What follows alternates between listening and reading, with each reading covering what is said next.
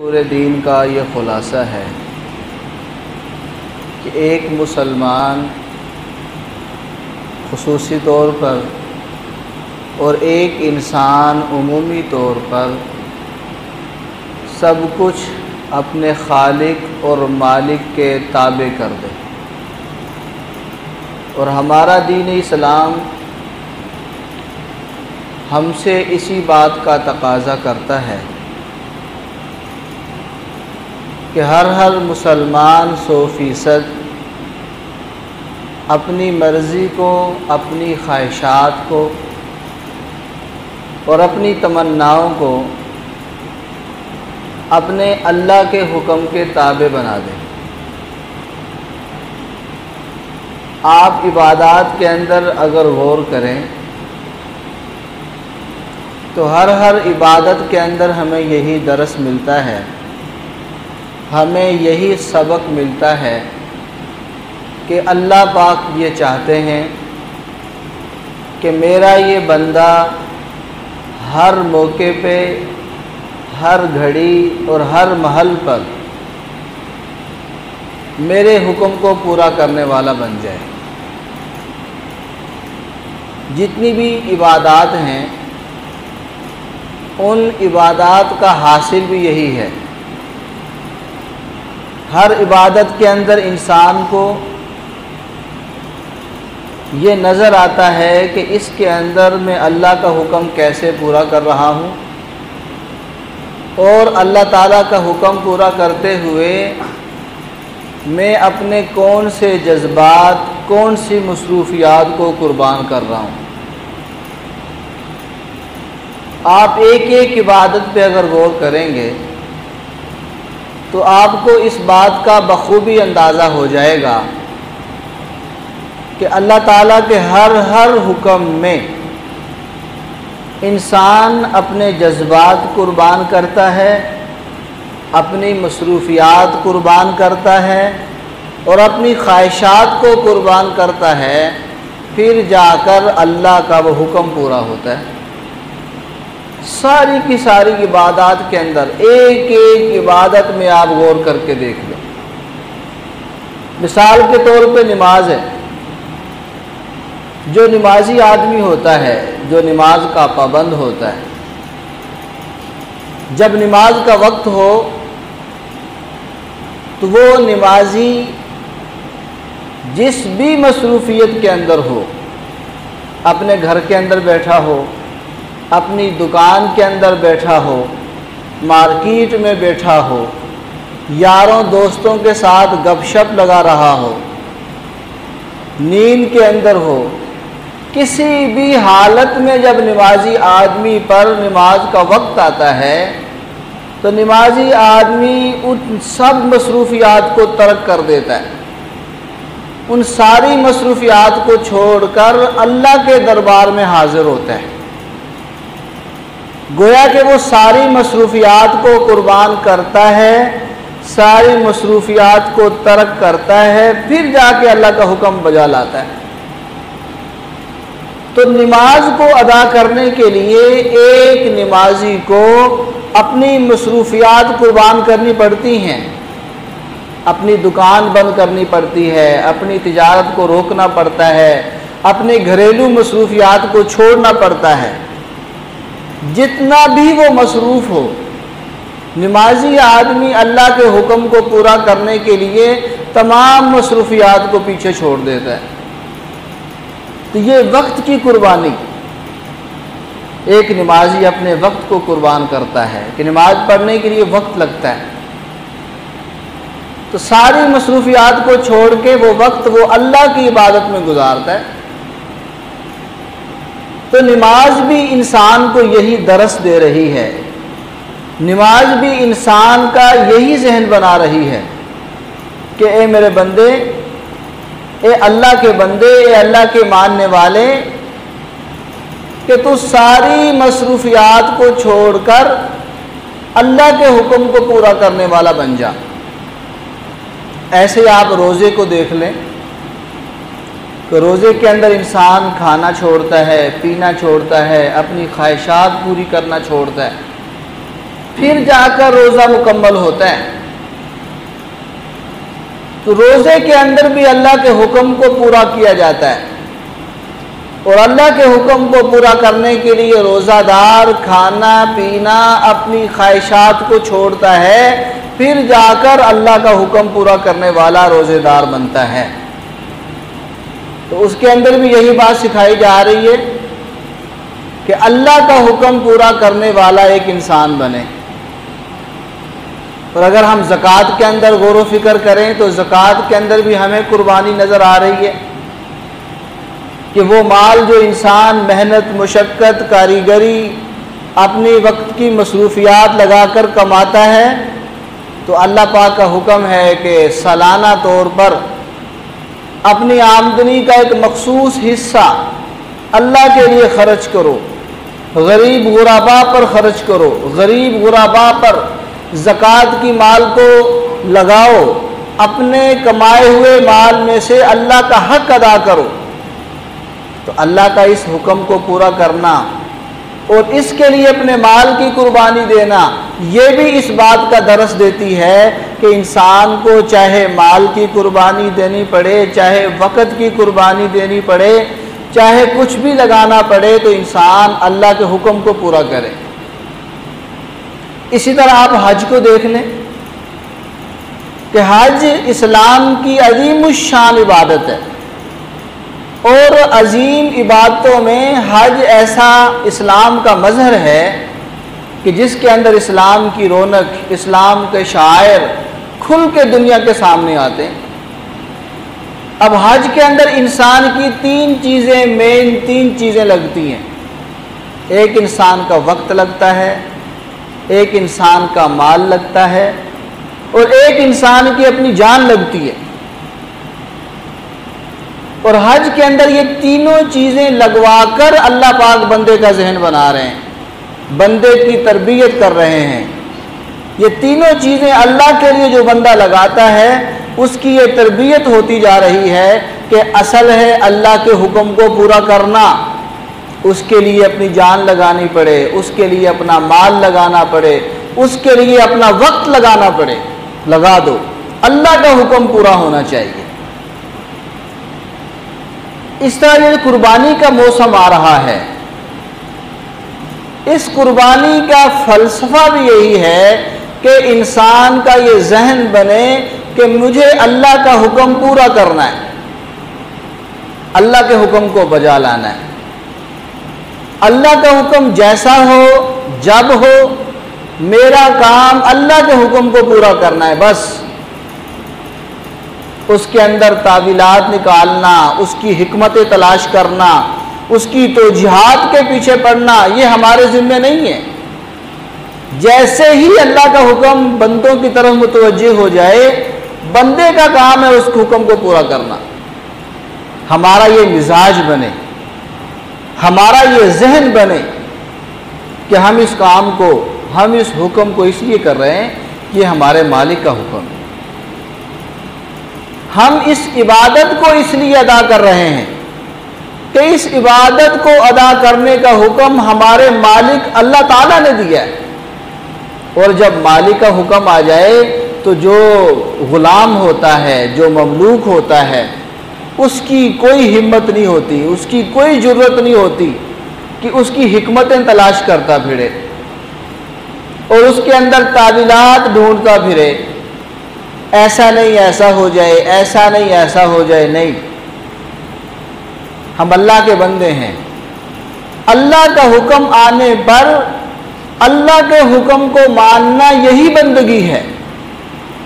अल्लाह का हुक्म मुतवज्जे हो जाए, अल्लाह के हुक्म को 100% पूरा करना और अल्लाह की मंशा के मुताबिक पूरा करना, यह बंदगी है। अब देखें हज के मौके पर जब हाजी जाते हैं तो हाजियों के लिए हुक्म होता है कि 9 ज़िलहज को सारे हाजी हरम को छोड़ के, मस्जिद हराम को छोड़ के, मस्जिद हराम की नमाजें छोड़कर, खाना काबा का तवाफ छोड़कर कहाँ चले जाओ?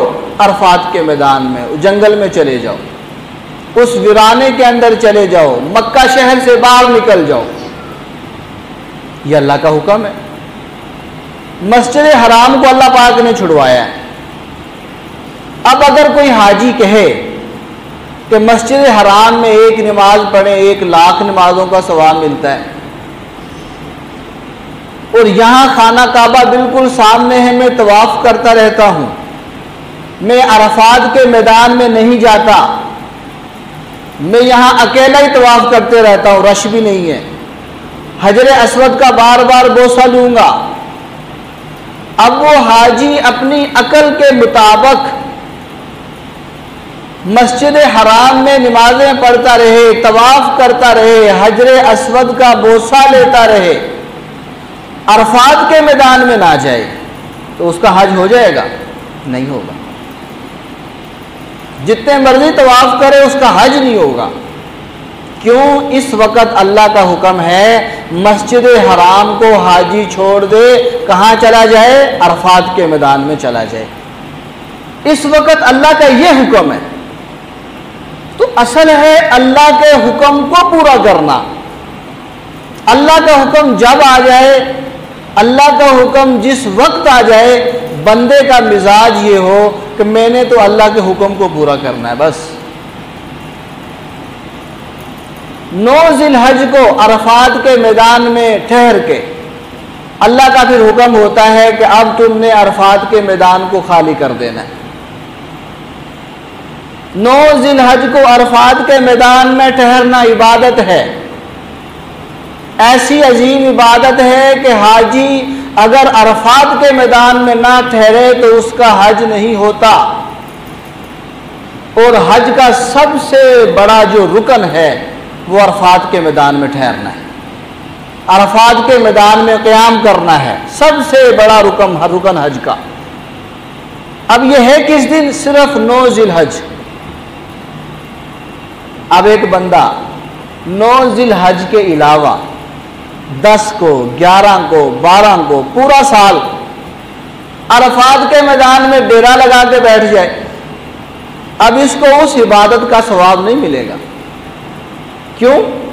कि अब अल्लाह का हुक्म नहीं है, अब वो मैदान है। वहां अगर बंदा ये कहे कि मैं यहां ठहरूंगा, मुझे बड़ा सवाब मिलेगा, बड़ी इबादत का सवाब होगा, तो ये उसकी गलत फहमी है। तो अल्लाह पाक ने देखे एक मिजाज बनाया बंदों का, और हज के जरिए ये मिजाज एक मुसलमान का सही तरीके से आमली तौर पे अल्लाह पाक बनाते हैं कि इस बंदे का मिजाज ये बने कि मैंने अल्लाह के हुक्म को पूरा करना है। वहां से अल्लाह पाक फरमाते हैं जाओ अब मिना के अंदर चले जाओ। फिर मिना के अंदर मुख्तलिफ मराहिल हैं कि अब जाओ शैतान को कंकरियां मार के आओ। शैतान को कंकरियां मारने के बाद फिर फरमाया कि अब जाओ तवाफ़ ज़ियारत करो। फिर दूसरे दिन आके शैतान को कंकरियां मारो। मुख्तलिफ मराहिल, मुख्तलिफ मौके, मुख्तलिफ औकात में एक मुसलमान को करने होते हैं, एक हाजी को करने होते हैं। और इसके पीछे खुलासा क्या है कि एक बंदे का ये मिजाज बने कि मैंने अपने खालिक और मालिक के हुक्म को पूरा करना है बस, जैसे अल्लाह का हुक्म हो। अब देखो सफ़ा मरवा के दरमियान जो दौड़ते हैं, अब वहां जो सई करते हैं वहां दरमियान में सबज किस्म की लाइटें लगी हुई हैं।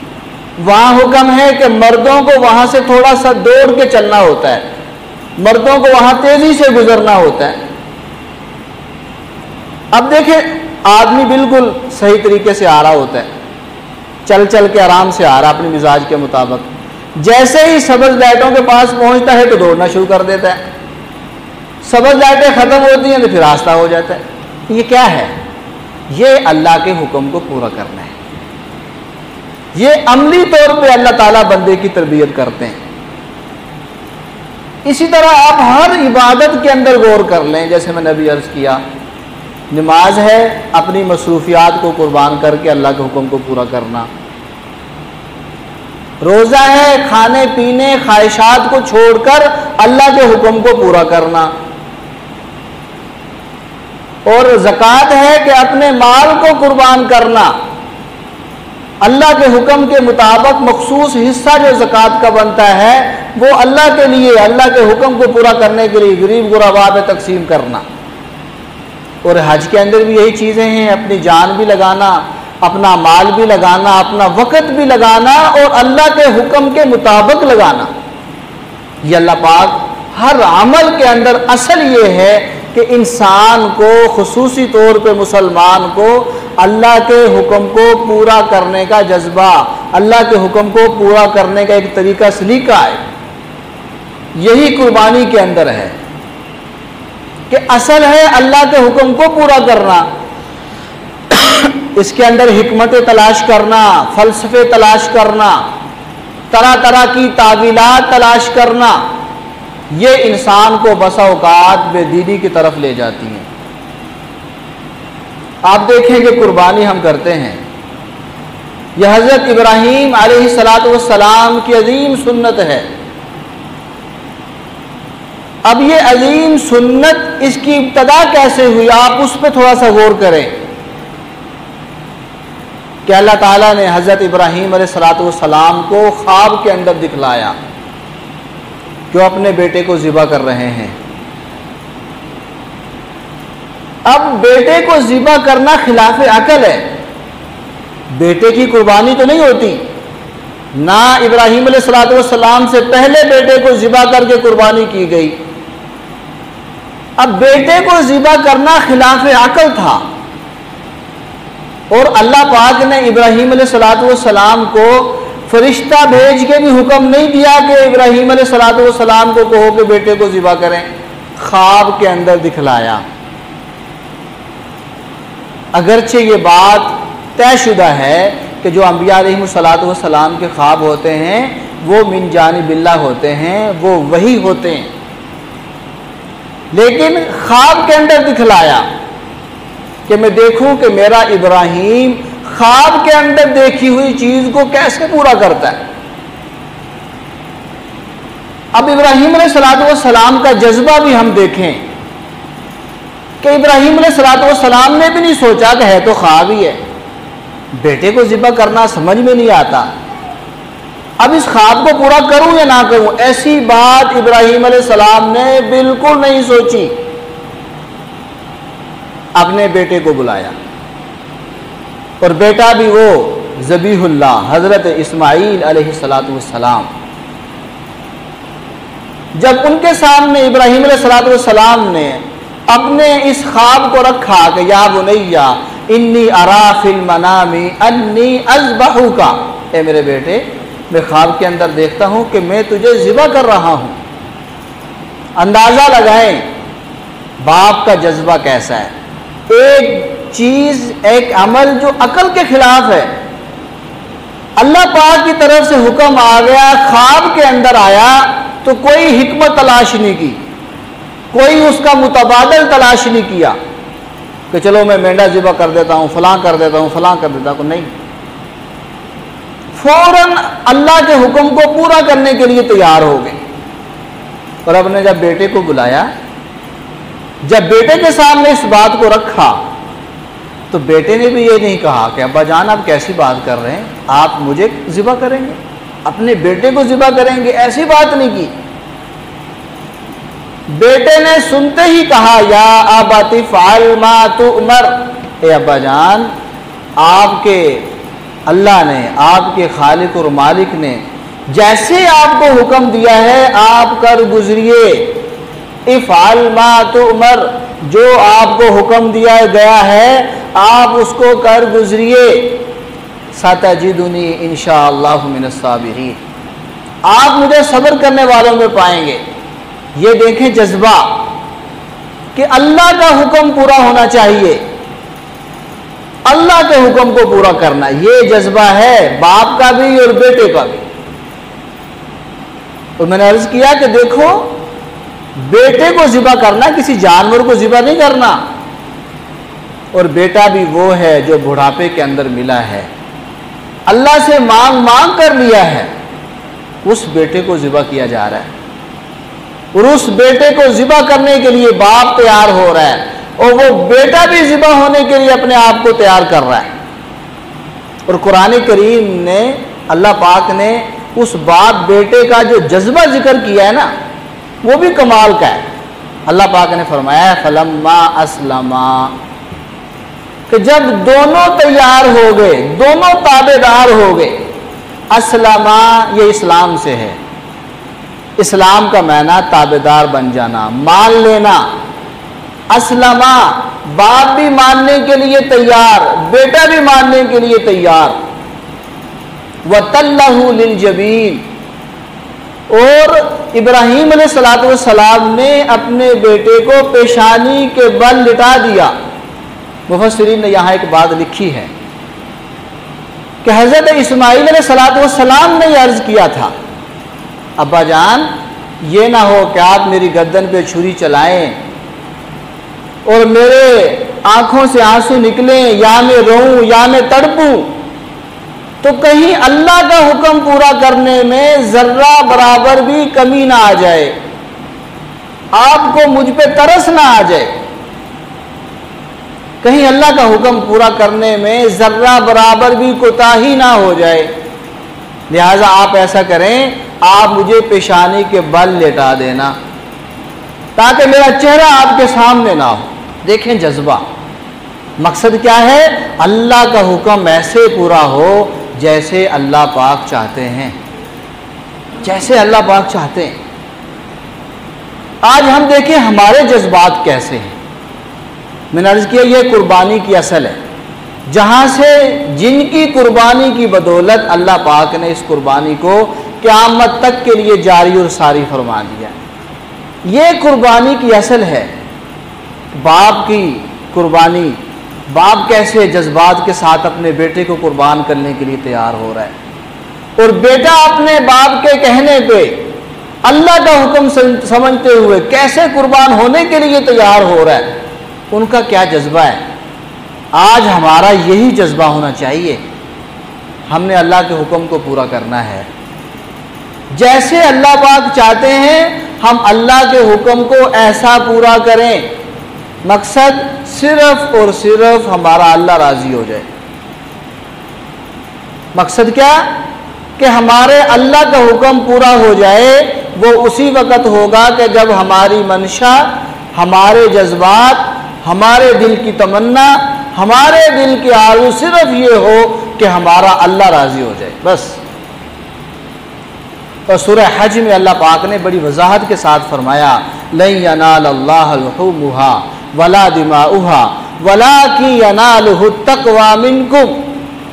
ये तुम कुर्बानी कर रहे हो, इसका ना खून अल्लाह ताला को पहुँचता है, ना इसका गोश्त अल्लाह पाक को पहुँचता है। वलाकिन यनालुहु तक़वा मिनकुम, अल्लाह पाक तो तुम्हारे दिलों के जज्बात को देख रहे हैं, तुम्हारे दिलों के तकवे को देख रहे हैं कि एक मुसलमान ये कुर्बानी किस जज्बे के साथ रहा है, इसका जज्बा क्या है, इसकी ख्वाहिशात क्या हैं, इसकी मर्जी, इसकी ख्वाहिशात, इसके जज्बात सिर्फ नामो नमूद है या अपने अल्लाह के हुक्म को पूरा करना है। इसलिए हमारा जो मकसद होना चाहिए इस अजीम कुर्बानी को पूरा करने का, एक ये कि हमारा अल्लाह हमसे राज़ी हो। अल्लाह का हुक्म है, हमने उन्हीं जज्बात के साथ इस कुर्बानी को करनी है, करने की कोशिश करनी है कि जैसे इब्राहीम अलैहिस्सलाम अल्लाह के हुक्म को पूरा करने के लिए तैयार थे, हज़रत इस्माईल अलैहिस्सलाम अल्लाह के हुक्म को पूरा करने के लिए तैयार थे। वही जज्बा हमारा अल्लाह राज़ी हो जाए। किसी किस्म का दिखलावा, रयाकारी, किसी किस्म की नामो नमूद हमारे दिल के अंदर नहीं आनी चाहिए। ख़ास तौर पे जिन भाइयों ने इज्तिमाई कुर्बानी में हिस्सा लिया है, अगर एक आदमी के दिल के अंदर भी फतूर आ गया, उसके जितने भी हिस्सादार हैं सबकी कुर्बानी ज़ाया हो जाएगी। गोश्त आपका है, वो आपको मिलेगा। एक की नीयत भी गोश्त खाने की हुई, उसकी कुर्बानी नहीं होगी। मकसद अल्लाह का हुक्म है, गोश्त हमारा ही है, गोश्त कौन सा कोई लेके जा रहा है।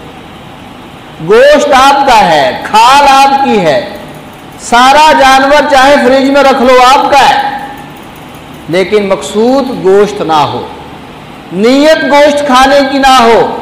नीयत क्या हो? अल्लाह का हुक्म पूरा करना है। नीयत ये हो कि हमारा अल्लाह हमसे राज़ी हो जाए।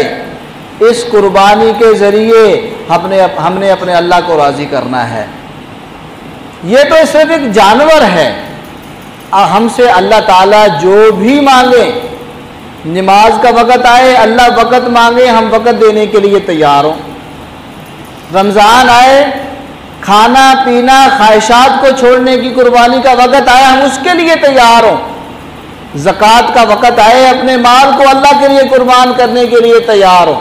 गर्ज़ किसी भी हुक्म को पूरा करने का वक्त हो, हम अल्लाह के हुक्म को पूरा करने वाले बन जाएं। ये दीन का खुलासा है, यही दीन का मिजाज है और यही कुर्बानी का फ़लसफ़ा है।